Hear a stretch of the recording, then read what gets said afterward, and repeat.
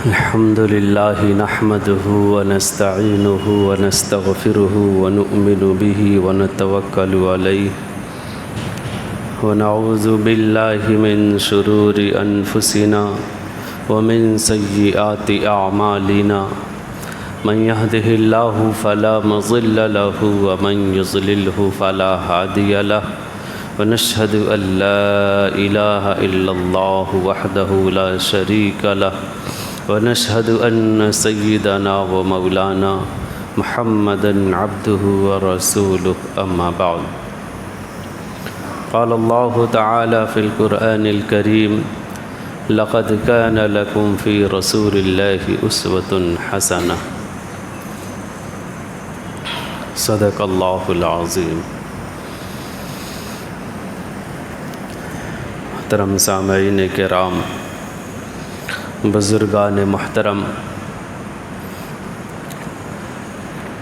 ہم سب لوگ ماہ ربیع الاول سے گزر رہے ہیں۔ ربیع الاول کا مہینہ سایہ فغن ہے۔ ربیع الاول کے مہینے میں سیرت نبوی کے مختلف پہلوؤں کو بیان کیا جاتا ہے، اور ابھی ایک دو دن پہلے 12 ربیع الاول کے دن مختلف طریقے سے حب نبوی کا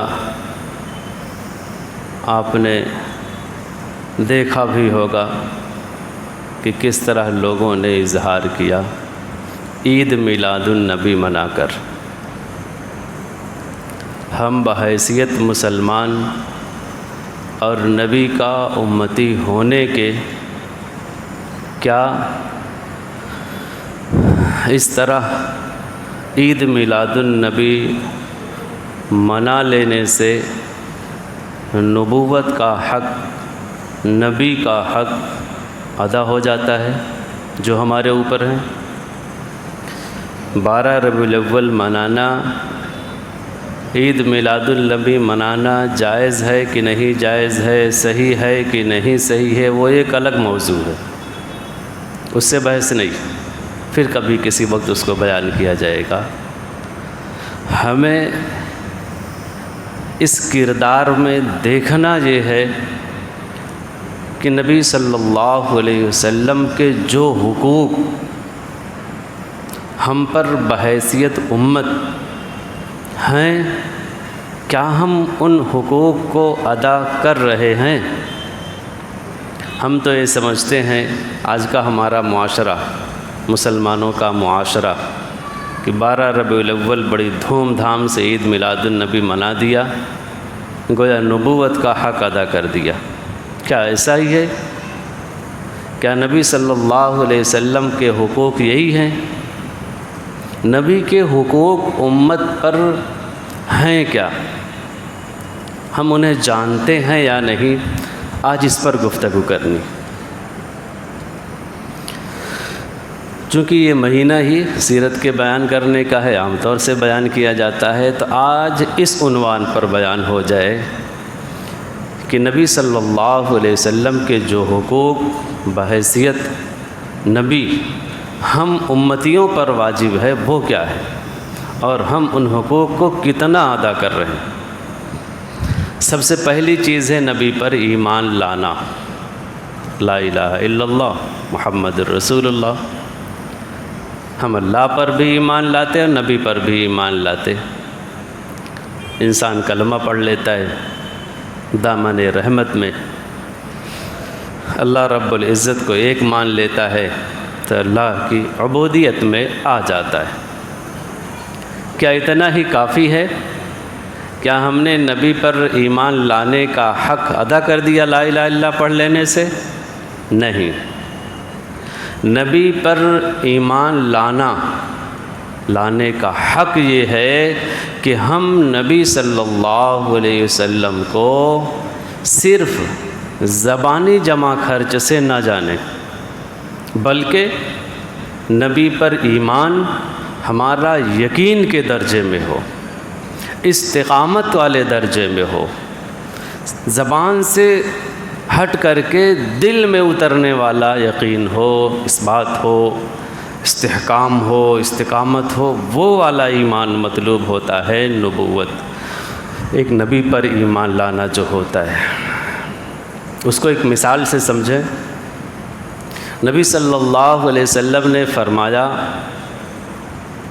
صدقہ برکت کا سبب ہوتا ہے۔ جو صدقہ دیتا ہے اس کے مال میں برکت آتی ہے، مال میں اضافہ ہوتا ہے، اور جو سود کھاتا ہے اس کو بھی استعمال کر لیتا ہے تو اس کے مال میں بے برکتی آتی ہے، مال میں اضافہ نہیں ہوتا، گھٹتا رہتا ہے۔ یمحق اللہ الربا ویربی الصدقات، اللہ نے بھی یہی فرمایا کہ اللہ سود کو جہاں بھی رہے ختم کرتا ہے، اور صدقہ جو بھی دے، جس مال سے بھی دے، اس میں اضافہ ہوتا ہے، ترقی ہوتی ہے۔ اللہ کے رسول نے ہی فرمایا۔ اب ایک ایمان والا، یقین والا اپنے دل کے اندر ایک مسلمان ٹٹول کر کے یہ دیکھے کہ یہ ایمان اور یقین، اللہ کے رسول کا یہ فرمان ہمارے قلب کے اندر پہنچا ہوا ہے یا نہیں۔ صرف ہم مانتے ہیں کہ یقین بھی کرتے ہیں۔ اب اگر ایک مسلمان اس پر یقین کرے دل سے تو یہ کہا جائے گا کہ نبوت پر ایمان لانے کا اس نے حق ادا کیا۔ اور اگر ایسا نہیں ہے، معاملہ اس کے خلاف ہے، دل کے اندر کھوکھلا ایمان ہو اور وہ یہ سمجھ رہا ہو یار بظاہر تو صدقہ ہم دیتے ہیں 1,50,000 ہمارا کم ہو جا رہا ہے، اور اگر ہم سود لیتے ہیں تو ہمیں لاکھوں کا سود مل رہا ہے، تو ہمارے مال میں ترقی ہو رہی، ایمان نبی پر لانے کا حق ادا نہیں ہوا۔ یہ ہے نبی کی بات پر، نبی کے اقوال پر، نبی نے جو کہہ دیا اس چیز پر ہمارا عمل، ہمارا ایمان اور ہمارا یقین اتنا مضبوط ہو، اتنا مضبوط ہو کہ دل کے اندر راسخ ہو۔ جب یہ چیز ایمان، اتنا ایمان انسان کے اندر راسخ ہوگا، یقین ہوگا، تب آپ دیکھیں گے کہ ہماری زندگیوں کے اندر انقلاب کیسے آتا ہے۔ صبح و شام، شام و سحر ہماری کیسے بدل جاتی ہے جب نبی پر اس طرح کا ہمارا ایمان اور یقین ہو۔ تو یہ چیز ہے، ہم نبی پر اس طرح کا ایمان لائیں، صرف ڈھولم الیقین والا نہ، کھوکھلا ایمان نہ ہو، زبانی جمع خرچ والا ایمان نہ ہو، بلکہ ہمارا ایمان دل کی اتھاہ گہرائیوں میں موجزن ہو۔ یہ ایمان مطلوب ہے۔ دوسرا حق نبی کا ہم پر کیا ہے؟ دوسرا حق نبی کا، نبوت کا امت مسلمہ پر یہ ہے کہ نبی صلی اللہ علیہ وسلم کو نبی مانے، اور نبی بھی ایسا ویسا نہیں، نبی آخر الزماں مانے، خاتم النبیین جن کو کہا جاتا ہے، خاتم النبیین مانے، اس لیے کہ اللہ کے رسول نے فرما دیا لا نبی بعدی، میرے بعد کوئی نبی نہیں آئے گا۔ اب اللہ کے رسول کے دنیا سے پردہ فرما جانے کے بعد آج تک اور قیامت تک اگر کوئی نبوت کا دعویٰ کرتا ہے تو وہ شخص دائرہ اسلام سے خارج اور مرتد ہے۔ کوئی آدمی اس جو دعویٰ کر رہا ہے اگر مانتا ہے، اس کی باتوں میں بات ہاں ملاتا ہے، تو وہ ماننے والا بھی، قبول کرنے والا بھی دائرہ اسلام سے خارج ہے۔ یہ خاتم النبیین ہونے کا حق ہے۔ آپ دیکھو آزادی کے بعد سے ہی، آزادی کے وقت سے ہی انگریزوں نے باقاعدہ پنجاب کے ایک علاقے میں، قادیان میں، مرزا غلام احمد قادیانی کو کھڑا کیا، وہ صرف اسی لیے کھڑا کیا کہ امت مسلمہ کے اندر جو یہ عقیدہ ہے خاتم النبیین کا، جو یہ امت ابھی متحد ہے، اس امت کے اندر اتحاد کو ختم کیسے کیا جائے، انتشار کو ختم کیسے کیا جائے، فرقہ واریت لایا جائے، 2-3 گروہوں میں بانٹ دیا جائے تاکہ ان کی طاقت کم ہو جائے، کھڑا کر دیا۔ کچھ لوگ مانے بھی، اہل سنت والجماعت نے ان کو اسلام سے خارج قرار دیا کہ قادیانی دائرہ اسلام سے خارج۔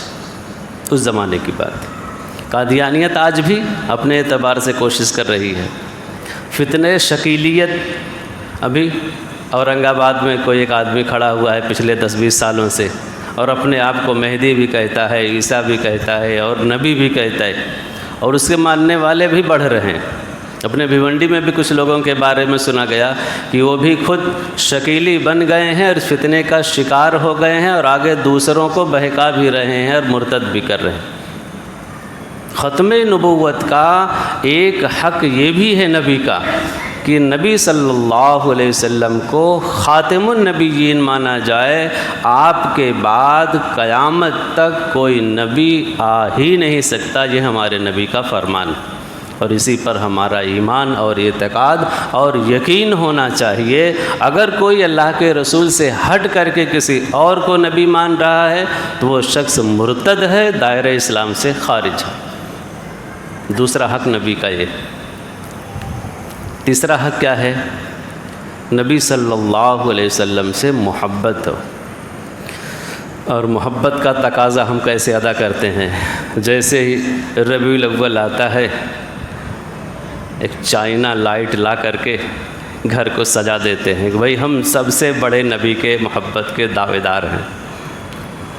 ایک دن ایک میسج دیکھا لکھا ہوا کہ بھلا ہو چائنا کی لائٹوں کا کہ بڑے سستے میں محبت کا اظہار کرا دیا اس نے، ورنہ نبی سے محبت کا اظہار لوگ کیسے کر پاتے۔ مذاقیہ لکھا تھا۔ ایسا ہی ہے، ہری ہری جھنڈی لگا دیا ہم نے، اور ہم نے یہ سمجھ لیا کہ نبی سے محبت کا دعویٰ ہم نے ثابت کر دیا۔ کیا یہی ہے محبت ثابت کرنا؟ کیا نبی کی محبت بس اتنی سی چھوٹی سی ہے؟ نہیں، نبی کی محبت ثابت کرنا پڑتا ہے۔ جھنڈی لگانے سے کام نہیں چلے گا، لائٹ لگانے سے نبی کی محبت ثابت نہیں ہوگی۔ نبی کی محبت کیسے ثابت ہوگی؟ لا یؤمن احدکم حتی اکون، اللہ کے رسول نے حدیث باقاعدہ کہی کہ تم میں سے کوئی آدمی اس وقت مومن ہو ہی نہیں سکتا، کب تک؟ جب تک کہ میں تمہارے نزدیک تمہاری ذات سے، تمہارے والدین سے، تمہاری آل اولاد سے، دنیا کے تمام لوگوں سے، تمام چیزوں سے زیادہ محبوب نہ بن جاؤں، تب نبی کی محبت کا حق ادا ہوتا ہے۔ اور صحابہ نے کر کے دکھا دیا۔ اس سے پہلے بھی واقعہ بیان کیا تھا کہ حضرت خبیب کو مکے کے کافروں نے پکڑ لیا، ان کو سولی پر لٹکا دیا، نیزہ چبھو رہے تھے بھالا ان کو، اور کسی مشرکین مکہ نے کہا کہ خبیب کیا تمہیں چاہتے ہو کہ تمہیں چھوڑ دیا جائے اور تمہاری جگہ پر اللہ کے رسول کو، محمد کو لٹکا دیا جائے؟ حضرت خبیب کے اندر وہ جو محبت تھی تڑپ کر کے نکلتی ہے۔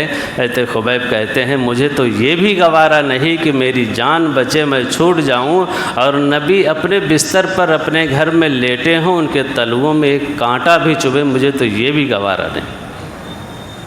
یہ ہے محبت کا حق۔ حضرت سفیان رضی اللہ عنہ جب ایمان نہیں لائے تھے، ایک صحابی تھے زید بن دسنہ،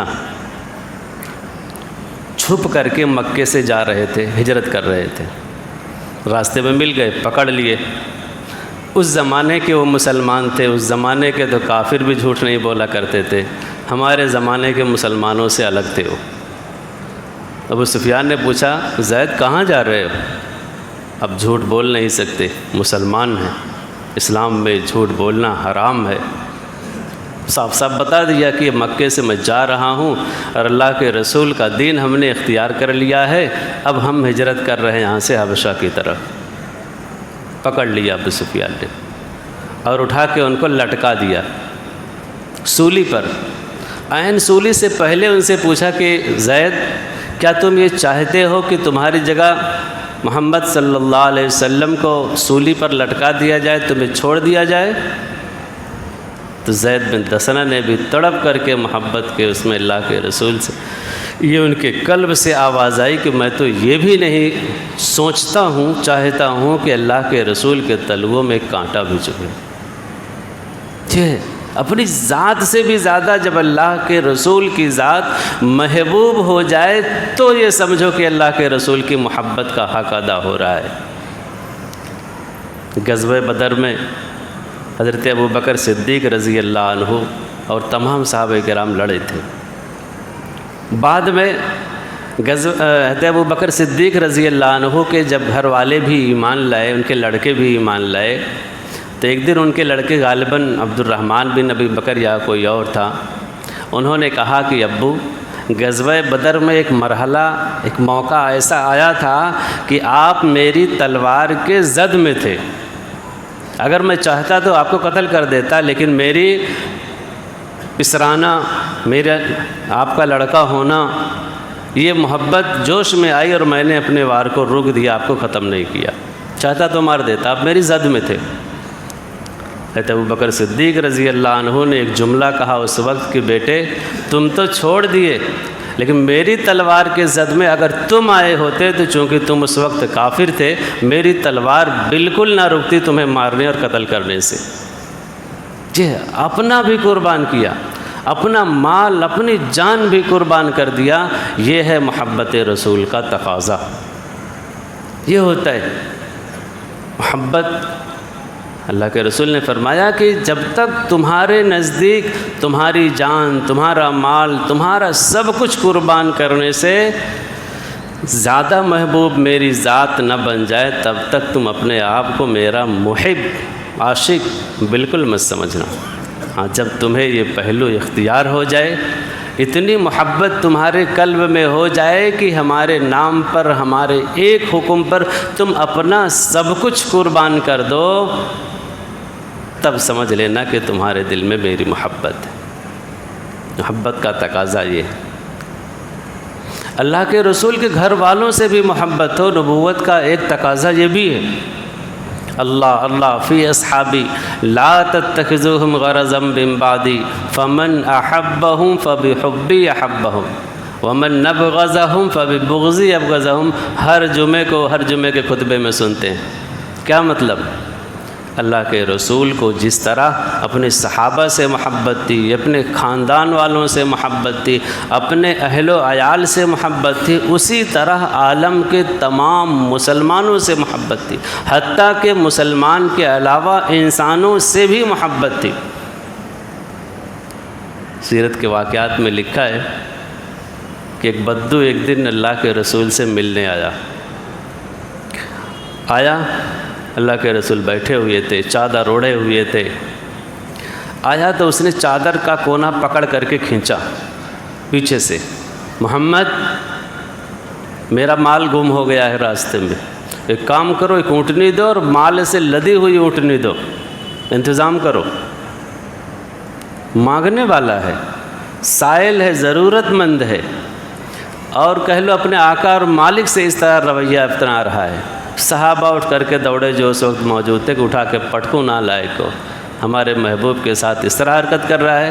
اللہ کے رسول نے منع کیا اشارے سے، ابھی وہ نہیں جانتا میں کون ہوں۔ شفقت سے، راحت سے، محبت سے اس کے ساتھ پیش آئے اور بولے ٹھیک ہے۔ اتنا اس نے کھینچا چادر کو کہ اللہ کے رسول کی آنکھوں میں باقاعدہ لال رنگ اتر آیا، اتنا گلا کس گیا، لیکن اللہ کے رسول نے اس کو بھی معاف کیا، رافت اور رحمت کا اس کے ساتھ برتاؤ کیا، ساری ضرورت اس کی پوری کی۔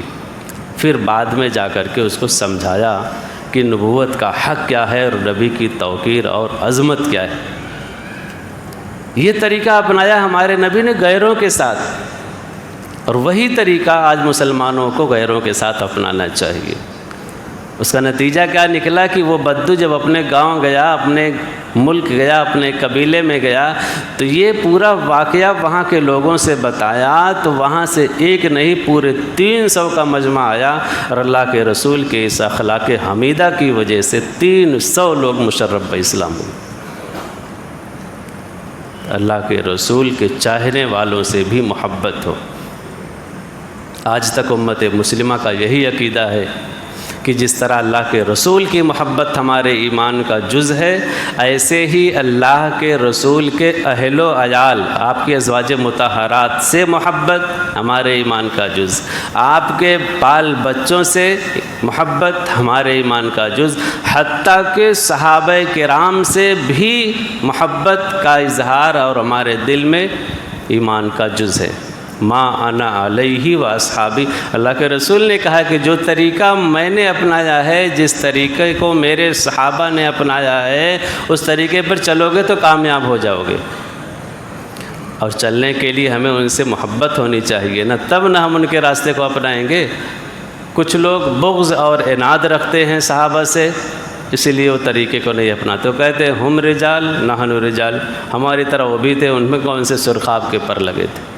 نہیں، جس طرح اللہ کے رسول سے محبت ہو، اللہ کے رسول کے گھر والوں سے، آپ کے آل سے، آپ کے اولاد سے، آپ کے صحابہ سے بھی اس طرح محبت ہونی چاہیے۔ یہ اہل سنت والجماعت کا عقیدہ ہے، اور یہی نبی صلی اللہ علیہ وسلم سے پر ایمان لانے کا ہمارا تقاضا بھی ہے۔ ایک شادی کرتے ہیں ہم آج کے دور میں، ایک عورت لاتے ہیں اپنی، ایک پرائے خاندان کی ہوتی ہے، غیر کے گھر کی ہوتی ہے، کچھ دن اس کے ساتھ ہم گزارتے ہیں، اس سے جو محبت ہوتی ہے، اس محبت کے نتیجے میں اس کے ماں باپ سے محبت، سالے سالیوں سے محبت، اس کے تمام رشتہ داروں سے محبت ہو جاتی۔ تو کیا نبی صلی اللہ علیہ وسلم سے محبت کا تقاضا یہ نہیں ہے کہ ہم نبی کے گھر والوں سے بھی محبت کریں، آل اولاد سے، اور آپ کے سارے صحابہ سے بھی محبت کریں؟ علیکم بسنتی و سنت الخلفاء الراشدین، جگہ جگہ اللہ کے رسول نے اپنی بھی محبت کو بتانے کے لیے اور عمل کرنے کے لیے معیار بتایا ہے، اور صحابہ کی بھی محبت کو معیار قرار دیا ہے۔ یہ بھی حقوق ہے۔ نبی کا امتی ہونے کے لیے ہمارے اوپر ایک اور حق کیا ہے کہ ہم نبی کی عظمت اور توقیر کریں، احترام کریں۔ یا ایھا الذین آمنوا لا ترفعوا اصواتکم فوق صوت النبی، نبی کے رہتے ہوئے نبی کے سامنے مجال نہیں کسی کی نبی سے اونچی اس کی آواز ہو جائے، یہ اللہ کا فیصلہ ہے۔ یا ایھا الذین آمنوا لا تقدموا بین یدی اللہ ورسولہ، کسی کام میں تم رسول سے بالکل آگے مت بڑھو، ان کا احترام کرو، ان کی عظمت کرو، ان کے فیصلے کو تم بالکل آخری حرف سمجھو، یہ عظمت کا تقاضا ہے۔ لیکن یہ عظمت اس وقت دھری کی دھری رہ جاتی ہے ہماری، جب اس کا تقابل ہمارے مفاد سے ہو۔ ہمارا فائدہ کسی چیز میں جب نظر آتا ہے، اس بارے میں ہم یہ نہیں دیکھتے کہ نبی کا فیصلہ کیا ہے، نبی کا حکم کیا ہے، ہم اپنے چند فیصلوں کے لیے اپنا فائدہ دیکھ کر کے، چاہے سنت کے خلاف ہی، نبی کے حکموں کے خلاف ہی ہو، وہ فائدہ اور مفاد ہمارے بچے سے ٹکراتا ہو، ہماری تجارت سے ٹکراتا ہو، ہمارے رہن سہن اور ہمارے شادی بیاہ کے طور طریقوں سے ٹکراتا ہو، تو ہم ساری پیروی، ساری اطاعت، سارا جذبہ ایک طرف اور اپنی ہماری رسم ایک طرف۔ کیا یہی محبت اور اطاعت اور احترام کا تقاضا ہے؟ نہیں۔ نبی کا ایک حق اور ہے پیروی اور اتباع کرنا، ہم نبی کا اتباع کریں، پیروی کریں۔ کیسے کریں گے؟ اللہ رب العزت نے آئیڈیل اور نمونہ اس آیت میں بنایا، جو میں شروع میں پڑھا تھا کہ اللہ رب العزت کا اسوہ اور نمونہ ہی تمہارے لیے بہتر ہے، وہی دیکھا جائے گا۔ درجی کے ہاں عید میں ہم کپڑا سلاتے ہیں اور ایک باقاعدہ ناپ بھی دے دیتے ہیں، بھائی اسی کے ناپ سے تم بنانا، اور عید کے دن پتہ چلا کہ پاجامہ 1 فٹ چھوٹا ہے، خیر نہیں درجی کی، اٹھا کر اس کے منہ پہ پھینک دیتے ہیں۔ کیوں بھائی؟ ہم نے جو آئیڈیا اور نمونہ تم کو دیا تھا، تم نے اس کے خلاف کیا۔ اللہ رب العزت چیخ چیخ کر کے قرآن کریم میں کہہ رہا، اللہ کا فرمان چیخ رہا ہے قرآن کریم کے اندر، تمہارا دار و مدار بخشش کا، نجات کا، اور میدان حشر میں تمہاری نجات کا سبب اور بخشش کا جو نمونہ ہے، وہ اللہ کے رسول کی زندگی ہے، ان کی سنت ہے، ان کا طور طریقہ ہے۔ اور ہمارا معاشرہ، ہم آج کے مسلمان یہ کہہ رہے ہیں کہ نہیں، نبی ہمارے لیے آئیڈیل نہیں، سماج ہمارے لیے آئیڈل اور نمونہ ہے۔ سماج میں جو چل رہا ہم وہ کریں گے۔ نبی کیا کہہ رہے ہیں، نبی کی سنت کیا کہہ رہی ہے، شریعت کیا کہہ رہی ہے، حدیث کیا کہہ رہے ہیں، اپنے کو اس سے کوئی بحث نہیں۔ کیا نبی کی اتباع کا یہی طریقہ ہے؟ نہیں، نبی کی اتباع کا طریقہ اور ان پر ایمان لانے کا حق تب ادا ہوگا جب اللہ کے رسول کی ہم کامل سنت پر عمل کریں۔ ایک ایک چیز میں اللہ کے رسول کی سونے جائیں، اللہ کے رسول کی کیا سنت، کھانے جائیں کیا سنت، پڑوسیوں سے ہمارا ویوہار کیسا ہو، اللہ کے رسول کی سنت کیا ہے یہ دیکھیں۔ عورتوں کے ساتھ ہماری پرسنل لائف میں اللہ کے رسول کا کیا طریقہ ہے یہ دیکھیں۔ عوامی لائف میں ہمارا طریقہ کیا ہے، اللہ کے رسول کا طور طریقہ کیا رہا ہے یہ دیکھیں۔ عوامی خدمت اللہ کے رسول کیسے کرتے تھے ہم یہ دیکھیں۔ اللہ کے رسول کی عبادت کیسی ہوتی تھی، ہماری عبادت کے زندگی کے ہر موڑ میں، ہر مرحلے میں اگر ہم اللہ کے رسول کی کامل طریقے سے سنتوں کی پیروی کر رہے ہیں تو گویا ہم نے اللہ کے رسول کی محبت کا حق ادا کیا، نبوت کا حق ادا کیا۔ اگر ہم نے ایسا نہیں کیا، کل محشر کے دن دامن اگر اللہ رب العزت ہمارا پکڑ لیں تو ہم کچھ نہیں کر سکتے۔ اللہ کو بجا حکم ہے کہ اللہ رب العزت ہمارا جیسے اعمال ہو اس طریقے سے پھر ہمارا مواخذہ کرے۔ ہم کیا چاہتے ہیں، سفر کرتے ہیں، چلتے چلتے ایک بات اور، ہم سفر کرتے ہیں، بھائی یہ تمہارا چالو کا ٹکٹ ہے تو چالو میں جاؤ، اے سی میں گئے تو ٹی ٹی فائن مارے گا 2 تھپڑ کھینچ کے۔ سلیپر کا ٹکٹ لیے اے سی میں چلے گئے، 3rd اے سی کا ٹکٹ لیے 1st اے سی میں چلے گئے تو فائن بھی مارے گا اور بھگا دے گا ڈھکیل کر کے وہاں سے۔ کیوں بھائی؟ تمہارا جیسا ٹکٹ ہے تم اسی کے لائق ہو، اس سے اوپر درجے کے لائق۔ ہم دنیا میں تو یہ چاہتے ہیں کہ ہمارا درجہ، ہم چاہے جیسے عمل کریں، اللہ کے رسول کی سنت ہمارے لیے کوئی معنی نہیں رکھتی، اور ہم یہ چاہتے ہیں کہ آخرت میں ہمارا لیول سب سے اونچا ہو، 7ویں جنت کے مرحلے میں ہم چلے جائیں، تو پھر کیسے ممکن ہے؟ کیا ہمارے لیے